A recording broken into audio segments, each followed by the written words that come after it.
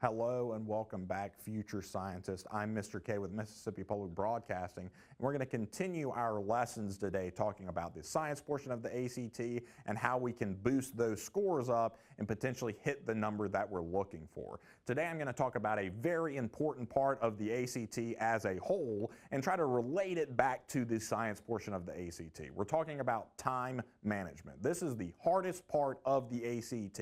There just never seems to be enough time. I'm going to give you some hints and tricks and tips that might help you, but the bad news is that there really is no one right answer here. You're going to have to test out a couple of different strategies and just see what works for you. So I'm going to talk about some suggested strategies, but it is going to fall on your plate to test these out and find what's working for you, because there just isn't one right answer. So let's go ahead and get into these time management strategies and see if any of these are going to, see if you latch on to any of these and can use them the next time you take the ACT. So the time management part of the ACT. The science section is the last portion of the multiple choice sections. You have 35 minutes to answer 40 questions. It is recommended to spend no more than 6 minutes per passage and the questions to go along with it. So when you look at that number, that's already making it pretty tough. You have to read the full passage, look at the graphs and interpret all the information, and answer the questions to go along with them. So there really just is not enough time to get this all done. Most of us are going to have to guess on the ACT. It's just how the test is almost designed. Okay, here are some strategies that might be able to increase your speed.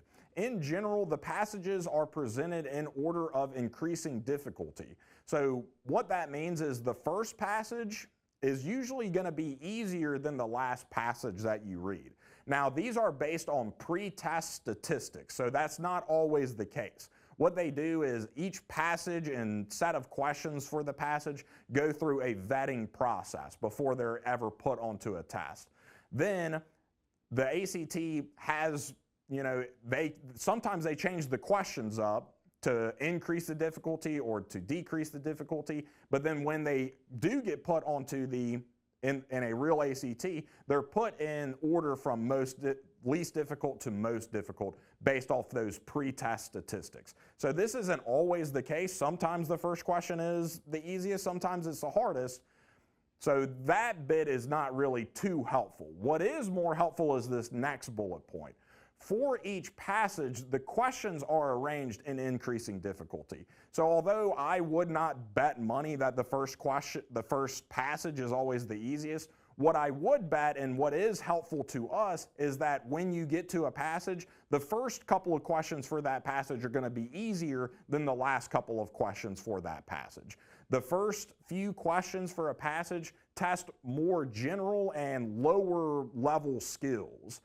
As the questions continue for a passage, the questions get more difficult and the level of skills that they're testing also increases. So do the first and second and third question right away, because they're going to be the easy ones. And then if you have time, you can come back and do those 3, 4, 5, 6, however many there are. Do the second half of the questions later on. And again, this is all based on pre-test statistics. So the ACT claims that the first passages in the section are going to be the easiest and the last passages are going to be the hardest, but that's just not the case. But for each passage, the questions are also arranged in order of difficulty. So you really want to be spending less time on the first couple of questions for a passage so that you have a little bit more time to do the second half of those questions, because those are going to be the ones that are harder and are probably going to take a little bit more time. Okay? What are other strategies that might increase your speed? Well, you want to sometimes you may want to complete the test in a different order than how it is presented. So again, you might want to complete the test based off of the subjects that the tests are about. You may want to complete the test based off of the passage types, okay? You might want to complete the easier items first, but generally we're going to have to learn how to pace. So again, people tend to do better and are quicker on subjects that they've studied. there's always 2 biology passages in the ACT. If you find that you can always get most of the biology questions right because you have more confidence in them because you've actually taken a biology class, you might want to get in the habit of going and finding those 2 biology passages and doing them first, because if you're really good at them, that's where most of your points are going to come from. Again, just look at those footnotes. The footnotes are going to be a great clue as far as identifying the passage type, because if it says chemical education or the association of biology and medicine, that's telling you what the subject is based off of. Something else you might want to do is base the test off of passage type. When I take the science portion and when I tell my students, this is often one of the first things I tell them is like, hey, let's just skip that conflicting viewpoints. It's very hard and it takes a lot of time. You might be better off using that time on the other passages and just making sure you're getting all of those correct. You're probably going to have to guess on one of the passages for the ACT. Why not make it the one that takes the longest amount of time so that you're giving yourself more time on the other passages that are quicker to answer? So again, there's no right or wrong way to do it. It's just whatever helps you the most. And so you won't know that until you've practiced a couple of these different strategies out and find what works for you, okay? Some other strategies that might increase your speed. So again, there is really no right or wrong answer here. Starting with the subject that students are more familiar with, that might be helpful, okay? And like I said earlier, remember that there's always 2 biology passages, okay? You might want to start with the short passages. Remember, those data representation passages are each only 100 words. If you feel like reading comprehension is your weakest part of the whole ACT, go do the short passages first, because there's less reading to do with those. You might just want to start with the easiest questions. Remember that for each passage, the first couple of questions for each passage are the easiest based off of those pre-test statistics. So that might be how you want to approach it. Maybe you go do the first 3 questions for each passage. I don't know if that's really going to help with time management, but then at least you're giving yourself a chance at answering all the easy questions first, and then anytime you have left over, you can attempt some of the more difficult questions later on. Okay, so there really is no right way. Some students might find it confusing to jump and skip between the passages. So you want to try a couple of these different strategies out and see what works for you. Okay, so let's talk about pacing for a second. Pacing is how you keep track of the time as you're taking the test. Okay, you want to practice your pacing. There's a lot of different examples and suggestions on how to use your time. I find it not very helpful. Some people say use 50 seconds per question. I don't really find that very helpful, because that's not taking into account that you have to read the passage as well. So instead of 50 seconds per question, what's a little bit better is that you want to spend 5 to 6 minutes per passage and base it off of the passage instead of the individual questions. If I were trying to pace myself, I would use it based off of the full passage instead of each question type. To me, that seems like you're checking your watch too much, and like you'd be losing time by checking the time so often, okay? You do want to wear a watch though. You would want to make sure it is silent and not a smartwatch. They don't allow smartwatches into the ACT, so that's not going to work. But you could get some sort of digital watch or an analog clock that's silent and take that into the test, and that's going to help you pace yourself a little bit better, okay? A general rule of thumb, and this is definitely one that I use and would suggest to y'all, is that if you can't even find a starting point on how to answer a question in 15 seconds, that means it's too difficult and you should just guess and skip it, okay? So you have less than a minute per question, right? If you can't even find a way to attempt to answer it in 15 seconds, you're going to spend too much time on it. So really, when you get to a question, if you can't figure it out in the first couple moments, just skip it and move on, because it might be one of the harder ones, and that just gives yourself more time later on when you get to one that you can answer, okay? So, some more information about pacing here. This is probably a better way to break your time down overall. This is one of the best approaches. Remember that some passages are longer than others. So those research summaries are the middle length ones. They have a medium length when it comes to how much reading you have to do. There's 3 of them per test. So what you might want to get in the habit of is giving yourself 6 minutes per research summary, okay? And that's going to equal 18 minutes total. Then when you get to data representations, remember those are the very short ones. Because they're so short, you should get in the habit of answering those more quickly.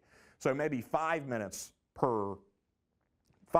each, okay? And because there's 2 of them, that's a total of 10 minutes. If you break the time down like this, then you're giving yourself the most amount of time for the longest passage. Remember the conflicting viewpoints, there's only one of those, that's the longest length, and because it's the longest length, if you really want to answer all of them, you need to give yourself a little bit more time to do it. So I would say 7 minutes. And then if you add all these up, 18 minutes for the research summaries, 10 minutes for the data representations, and then 7 for the conflicting viewpoints, that's a total of 35 minutes. So you've used all your time here. Again, you're just going to have to find a method that works for you. If you feel like this is too much of keeping time and you're doing math and you're wasting time, don't do this. But some people might find this a good way to pace themselves. This gives you the most amount of time on the longest passage, and all you're sacrificing is about 1.5 minutes on those easier, shorter passages, the data representation. So you're just going to have to test it out and see what works for you. Okay? Now let's talk about the reading part of, even though this is the science portion of the ACT, there's a lot of reading that goes along with it, right? So I usually suggest students just skip the conflicting viewpoints and save it for last. Like I've said, that one is the one that takes the longest, and you have to read the full passage in detail. You can't really skim these. In fact, when you're reading them, you often want to annotate the similarities and differences. So this is it's a big time commitment, and that's the hardest part of the test, is that managing that time. So the only exception to this would be, out of the 4 parts of the ACT, if you feel like the reading section is your highest score, if you're really, really good at the reading section, you may want to consider doing the conflicting viewpoints and maybe even doing it first, because the conflicting viewpoints is mostly reading comprehension. So if you're really, really good at reading comprehension, you might want to do the conflicting viewpoints and play into your strengths a little bit.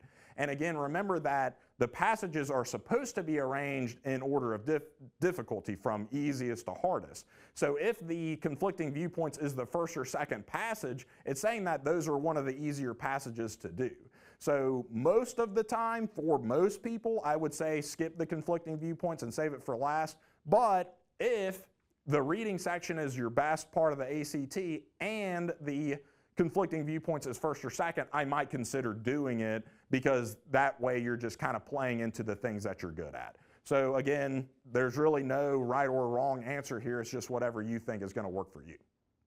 Okay, here's the last little bit of information I want to talk about when it comes to the pacing. This is more information on reading and should I even read the passages. So again, there's different options here, and I wanted to go over them with you. So one option is to read the passage in detail, referring to the graphics as the information comes up. This one probably takes the most amount of time, but you're going to give yourself the best picture of what's happening, okay? Another option is to skim the passage and just look for crucial details, okay? That's what I was talking about when you're trying to find the different units of measurements and the independent and dependent variable. Maybe you just read over it very, very quickly and see if you can find that type of stuff that you'll probably get questions about.